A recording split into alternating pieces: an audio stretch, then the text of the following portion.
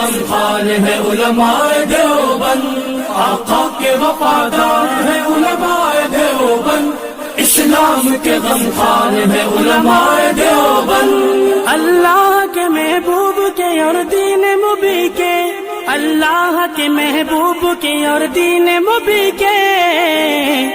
السلام علیکم ورحمۃ اللہ وبرکاتہ۔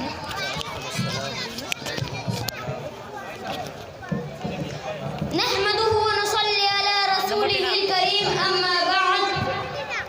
حضرات، جس وقت ہندوستان میں سلطنت مغلیہ کا آخری چراغ ٹمٹما رہا تھا، اس وقت نہ صرف مسلمانوں کی اقتدار، حکومت و سلطنت ان کی بالادستی نزا کے عالم میں تھی، بلکہ ان کا دین و ایمان اور مذہب و عقیدہ خطرے میں پڑ گیا تھا۔ مغربی سامراج کے بڑھتے ہوئے سیل رواں کے آگے اسلامی اقدار مٹنے لگے تھے۔ شرافت و اخلاق اور اعلیٰ قدروں کے حامیت کے بعد دیگر دنیا سے رخصت ہوتے جا رہے تھے۔ عدل و انصاف، علم و حکمت ناپید ہوتا جا رہا تھا۔ انبیاء کرام سے صحیح نسبت رکھنے والے اور ان کی تعلیمات کو حفظ جا بنانے والے اس گھٹا توپ تاریکی میں کہیں نظر نہ آتے تھے۔ ان کی مثال بس ایسی تھی جیسے برسات کے اندھیرے راتوں میں جگنو چمکتا ہو۔ اخلاق عالیہ اور زندگی کے بلند اصولوں کو متمدن دنیا میں متروک اور ناقابل عمل سمجھا جا رہا تھا۔ دولت مندوں کو اپنی تفریحی مشاغل اور تعیشات سے اتنی فرصت کہاں تھی کہ وہ دین و آخرت کے بارے میں سوچے۔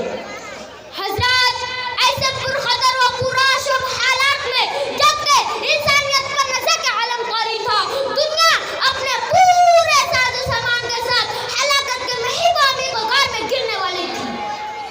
بروقت اللہ تعالیٰ نے ہندوستان کے چند غیر خوددار علماء میں اس کی فکر پیدا کی کہ ہندوستان سے ان کا وجود مٹ جائے گا، صداقت مٹ جائے گی، انسانیت تباہ و برباد ہو جائے گی، اخلاقیات معدوم ہو جائیں گی، کفر و ایمان، حلال و حرام، جائز و ناجائز، ثواب و ناثواب کا فرق مٹ جائے گا۔